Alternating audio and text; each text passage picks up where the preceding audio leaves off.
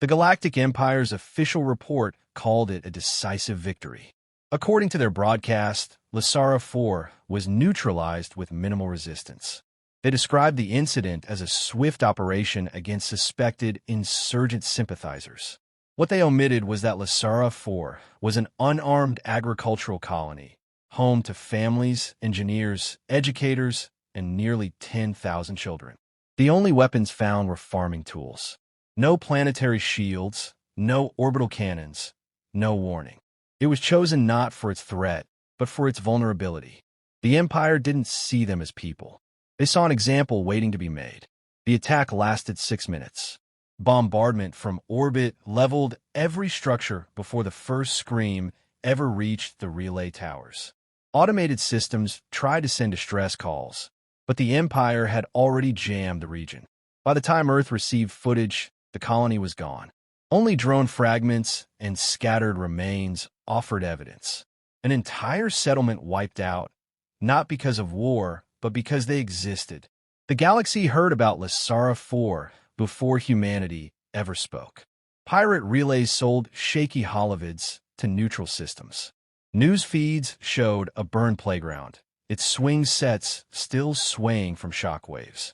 A child's name tag floated across red soil. The screams were filtered, but the silence after them was worse. Some races voiced sympathy. Others turned away. The major powers issued cautious statements, careful not to accuse the Empire of war crimes. Trade mattered more than justice. But Earth said nothing. No broadcast, no protest, no ultimatum, just silence. Not the silence of fear, but the kind that made even Empire analysts uneasy. Their propaganda agents kept watch, expecting outrage.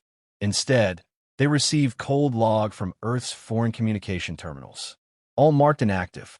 All conversations rerouted or ignored. The humans weren't protesting. They were listening. 3 days passed. The Empire celebrated. Victory parades were held in outer sectors. Their military forums mocked Terrans as cowards hiding behind committees. One admiral even joked that Earth would probably file a complaint and wait 10 years for a reply. No reply came. Not on the 4th day. Not on the 5th. On the 6th day, a signal was detected. Not through public channels, but directly routed into the Empire's internal military relay net. It came from a system previously believed uninhabited, a star with no planets, no outposts, no activity. The signal carried no encryption, no demand for authentication. It was meant to be heard. The screen opened to a plain command chair lit by a single red panel. No anthem, no banners. Just a man in uniform, gray-haired, shoulders square, eyes sunken from years of watching the galaxy burn. His voice was even, without emotion or emphasis. "We received your message." He paused. A sharp inhale. No theatrics, just precision. Lysara 4 was not a military target. It had no weapons, no defense network, no political affiliations. "You did not strike at us. You struck at our children." He leaned forward. "We will not ask for justice.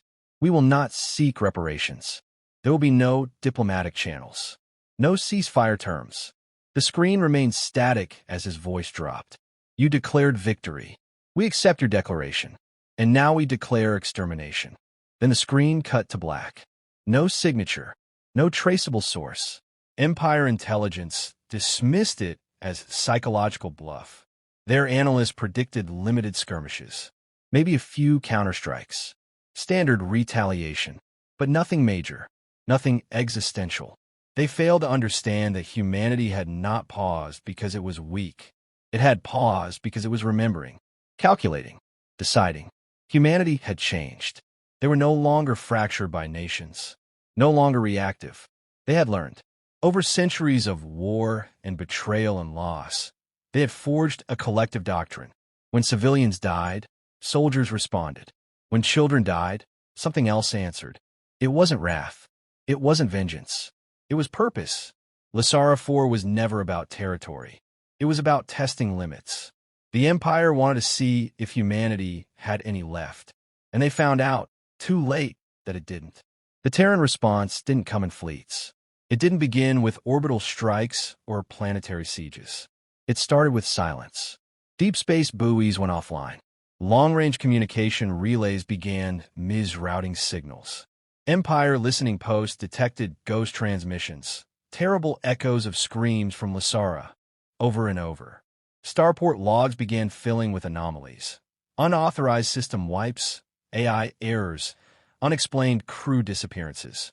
No witnesses, no clues. Empire commanders began requesting updates from one another. Some didn't respond.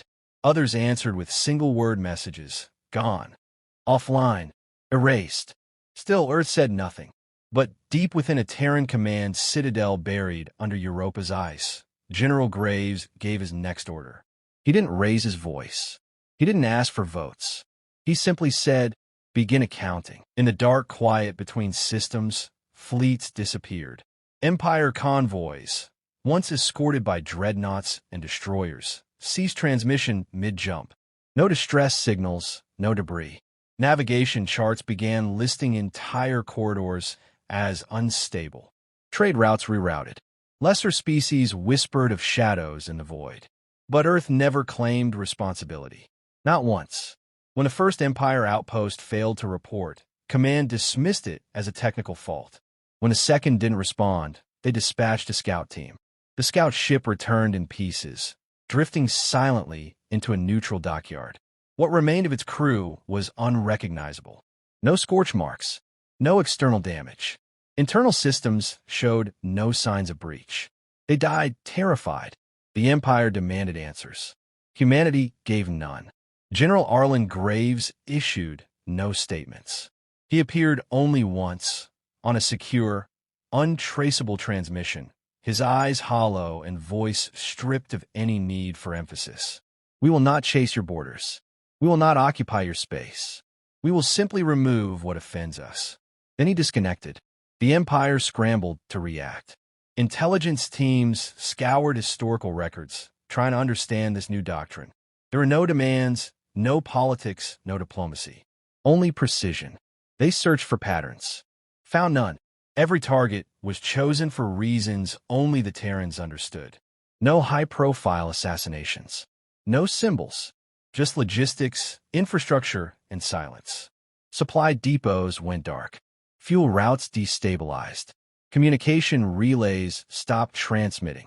Starports designed to refuel thousands of ships at once collapsed from within. No attacks were recorded. Their internal systems had been rewritten line by line. Engineers tried to reboot. Everything was erased. A singular phrase began appearing in corrupted code, embedded deep in systems. This is not vengeance. This is alignment. The Empire sent fleets to defend key zones. They arrived at empty sectors. Human forces never engaged directly. They didn't need to. They knew where the Empire's dependencies lay and removed them with surgical disinterest. Tactical AI analysis flagged the pattern as unsustainable. Without trade, fuel, or repair cycles, the Empire's own military would implode under logistical failure within months. By the time that prediction was printed, 5 more systems had gone offline. Captured footage from an orbital station days before its disappearance showed one human ship approaching. A Relic-class stealth frigate, supposedly decommissioned 2 centuries prior. It didn't fire. It simply pulsed a transmission, and within seconds, the station's reactors began to shut down. No resistance. No battle. Just stillness followed by cold vacuum. The Empire tried countermeasures. They deployed elite hunter squadrons, black ops teams, psychic scouts. None returned. Surveillance caught distorted glimpses of Terran commandos moving like ghosts. One image showed a unit appearing mid-walk through a wall, rifles raised, no expression. No footage lasted longer than 6 seconds. Afterwards, only static. Empire analysts, trained in battlefield psychology, reviewed the patterns. What disturbed them wasn't brutality, it was restraint. The humans didn't maximize casualties. They didn't punish civilians. They didn't destroy for glory. They disabled, removed, erased. The silence between each operation made things worse. There were no claims of responsibility, no broadcasts, just a growing fear that nothing could be predicted, that humanity was playing a game only they understood. A high-ranking Empire commander finally broke ranks, transmitting a desperate plea across neutral systems. They're not fighting us. They're undoing us. His message was cut short when his own ship's engines exploded mid-sentence. Human code was found buried deep in the operating firmware. It had been planted months earlier. They'd waited for the exact moment. Earth never publicly acknowledged these actions. General Graves maintained complete blackout. His internal orders were emotionless, continued dismantling. No names were spoken. No ceremony performed. Each strike was just another calculation in a long sequence of consequences.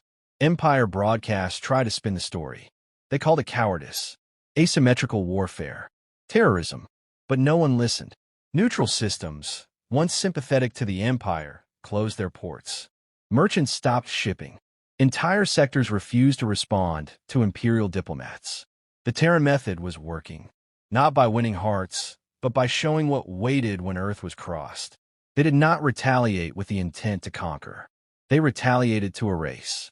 Not species, not planets, just systems, processes. The illusion of invulnerability. Empire historians began whispering the word extermination, not in fear of genocide, but of the slow, calculated removal of an entire regime's ability to function. Humanity had no interest in raising flags. Their purpose was conclusion. A Terran operative, captured briefly before taking her own life, left only one written message behind. This is your correction. General Graves reviewed the growing list of removed assets without reaction. As his officers reported progress, he issued a single directive: no more warnings. Because by then, the warnings had already been written in fire and silence. The Empire's War Council convened behind sealed doors. The room, once filled with arrogance, now echoed with unease. Dozens of systems had gone dark without a single direct battle. What remained of their intelligence network offered only fragments, partial logs, garbled audio, unexplained malfunctions. It wasn't war. It was subtraction. The Empire's infrastructure was being dismantled piece by an enemy that never appeared. Human forces didn't storm fortresses or occupy spaceports. They've bypassed walls entirely, removed the foundation, and left nothing but silence. Desperation drove the Empire to accelerate analysis. They brought in species who specialized in predictive warfare, xenopsychologists, war oracles. None offered answers.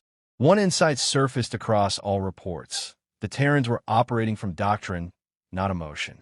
This wasn't retaliation driven by grief or rage. It was premeditated, systematic response, likely decades in the making, built for the sole purpose of establishing permanent deterrence. Humanity wasn't seeking redress.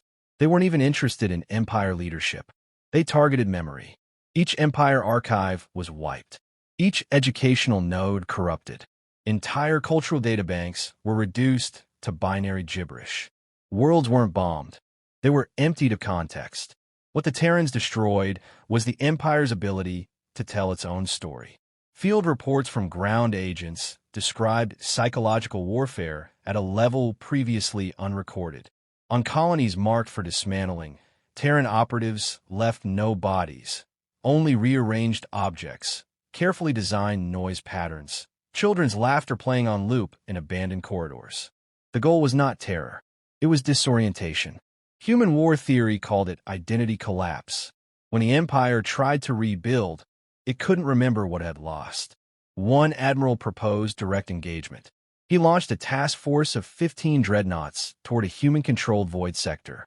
None returned. Their last signal was a message looped back from their own archives. You cannot fight what has already decided you are gone. General Graves remained invisible during this phase. His name became more myth than command. No visual, no voice, only the impact of his directives.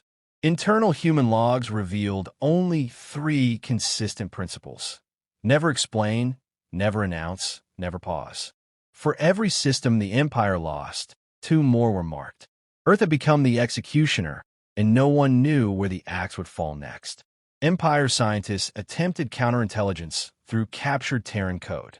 They found nothing weaponized, only information. Detailed logs of Lysara 4. Timestamped holos of destroyed homes. Autopsy data on civilian children. Each line of code was a memorial. Humanity wasn't erasing the Empire out of hate. They were etching memory into their enemies' systems, forcing them to remember what they chose to forget. Alien scholars began debating the nature of Terran strategy. Some called it ethical warfare, a control burn. Others saw it as existential obliteration, the removal of only what was deemed capable of harm. Either way, it was working.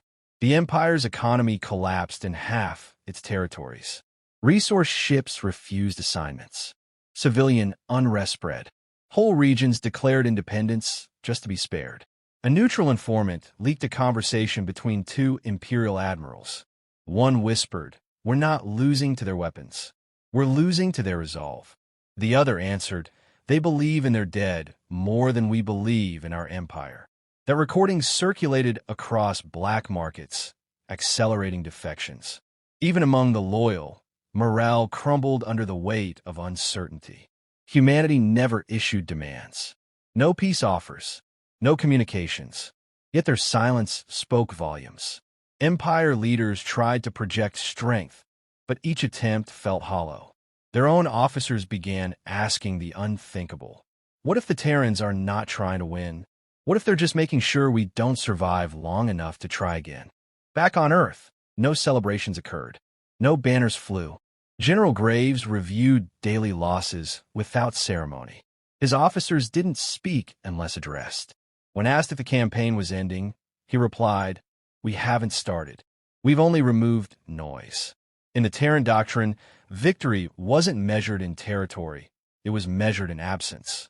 The absence of threat, the absence of ideology, the absence of recurrence.